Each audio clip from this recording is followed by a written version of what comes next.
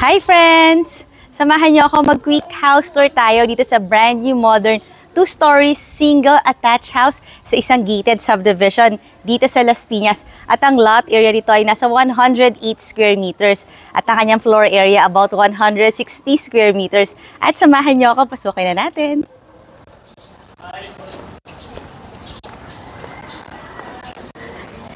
Meron siyang 2-car garage na mataas yung clearance at fully covered. At dahil nga ito ay single attached house, meron ditong daan. Ayan, nakita nyo meron nung door, papunta yun sa kitchen. So sa mga naghahanap dyan ng affordable pero gusto yung brand new at maluwag na bahay, eto na yon. Medyo elevated syempre ang ating house. Nasa isang flood-free subdivision tayo. And welcome to your new house. This is your living area na may malaking mirror, malaking window. Malaki din siya. Yung ating space dito ha. At meron tayong mga cove ceiling. Ito, meron kang powder room.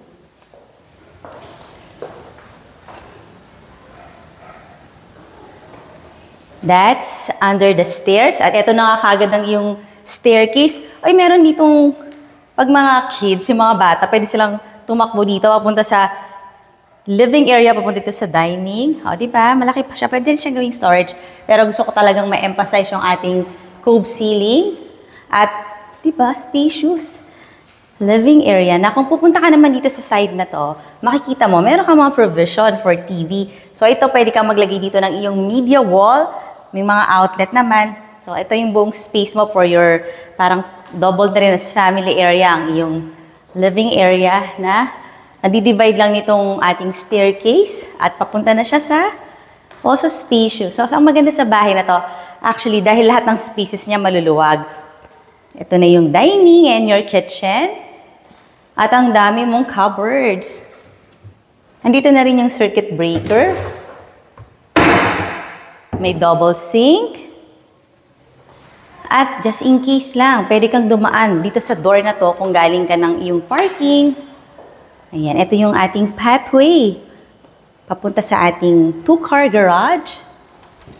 May ventilation din pag inopen mo to. Dito mga 6-seater na yung dining set na pwede mong ilagay.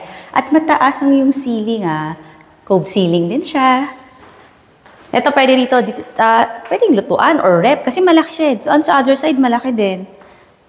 Ito naman, meron kang dirty kitchen or double na rin as your laundry area.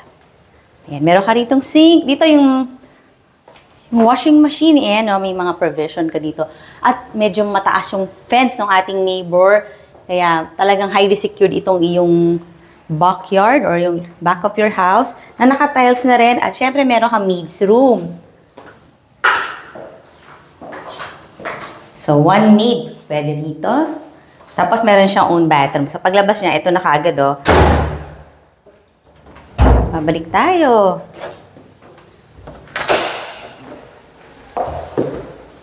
Sarado ko lang siya. Kasi malakas ang hangin. Ang lapit lang ito sa South Mall at saka sa Robinsons Mall dito sa Las Piñas.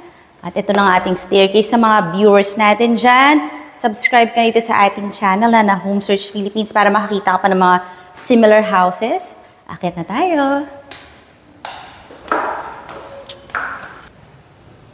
Maaliwalas naman dito sa ating staircase area or dito sa landing kasi meron ka dyang windows. Na-open yan awning type. May mga screens na rin. Actually, kaya gusto ko tong bahay na to kasi best buy siya. Easy on your pocket. At pwede nyo ring i-bank loan. At kung kailangan nyo nga ng tulong sa bank financing, i-assist ko pa kayo dyan. Dito sa second floor, meron tayong 3 bedrooms.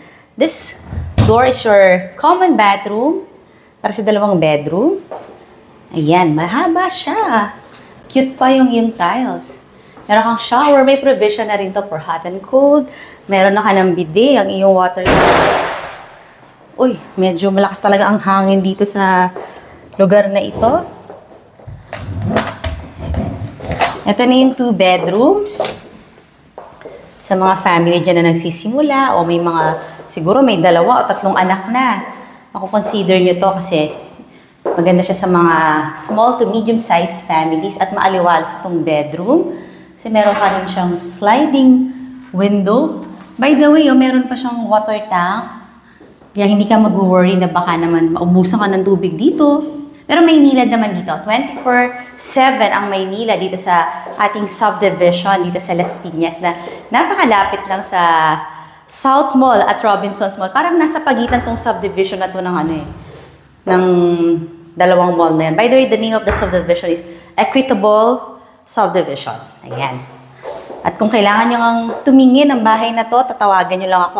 Yung number ko, lalagay ko dyan sa description box or sa comment section. Another bedroom. May mga provision na rin to for AC. Ayan, yung nakikita natin dito mga outlet. Tapos, just the same, matataas yung mga ceiling niya. Dito ka pwedeng maglagay ng iyong bed. Pwede ka namang maglagay sa other side ng TV. Maluwag naman siya, yung mga rooms. Kaya nga, na-appreciate to ng mga families talaga na may mga kids na rin. Tsaka yan, may mga cabinets na siya. So, 2 bedrooms down. And we'll go to your master bedroom. Ang ganda rin ito, yung, kita mo yung living room mo doon. Cute siya. And this is your master bedroom na nakabukas na agad. At ang maganda dito talaga ay para na rin siyang ballroom. Ang luwag kasi. For the price of the house, for the location, I think this is really a best buy. Kaya kailangan makita nyo to in person dahil iba rin talaga yung bahay pag nakikita nyo sa personal. Although, syempre, kailangan panoorin itong video natin. Also, this is your provision for TV. Ayan, media wall mo ulit ito. May mga outlet ka na dyan. Tapos, dito yung iyong king size na bed.